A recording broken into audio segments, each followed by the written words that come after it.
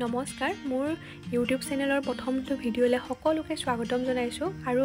এই ভিডিঅ'টো আছিলে কাতি বিহুৰে মই আজি দিয়াত অলপমান পলম হ'লেও সকলোকে শেহতীয়াকৈ কাতি বিহুৰ শুভেচ্ছা জনাইছোঁ আৰু মই যাবলৈ ওলাইছিলোঁ ঘৰলৈ বুলি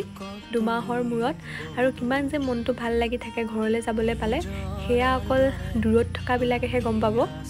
5 ঘণ্টাৰ সময় ট্ৰেইনত আহি এতিয়া পালোহি ষ্টেচন আৰু দেউতা মোৰ কাৰণে আগৰ পৰা ষ্টেচনত ৰখি আছিলে এতিয়া গৈ আছোঁ দেউতাই আৰু মই ঘৰলৈ বুলি আহি পালোহি মোৰ মৰমৰ গাঁওখন মনটো যে ইমান ভাল লাগিছে আৰু এতিয়া পালোহি আমাৰ ঘৰখন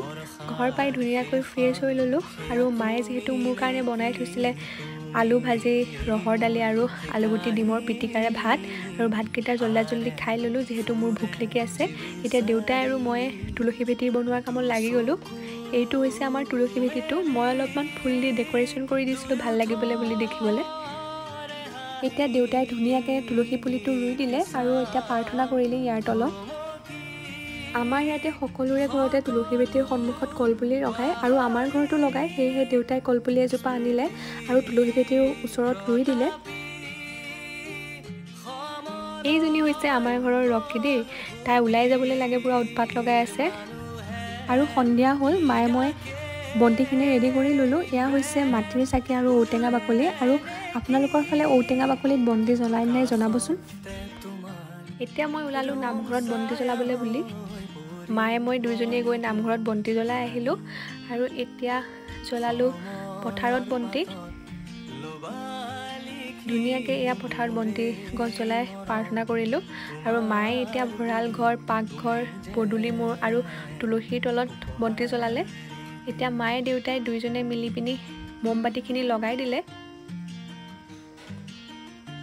আৰু আমি সকলোৱে একেলগে তুলসীৰ তলত সেৱা কৰিলোঁ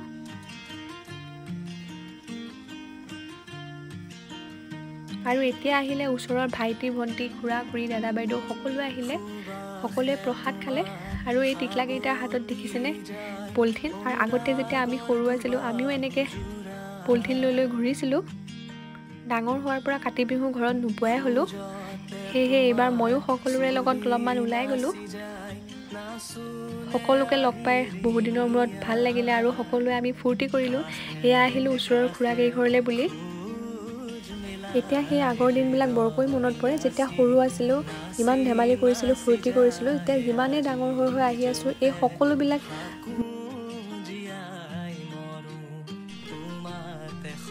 এতিয়া ঘৰলৈ আহি পিনি দেখিছোঁ যে মা আৰু দেউতাই একেলগে পিঠা বনাই আছে আৰু মাকে দেউতাকে সকলো কাম একেলগে কৰা দেখি মনটো মোৰ বৰ ভাল লাগে আৰু ময়ো অকণমান সহায় কৰি দিলোঁ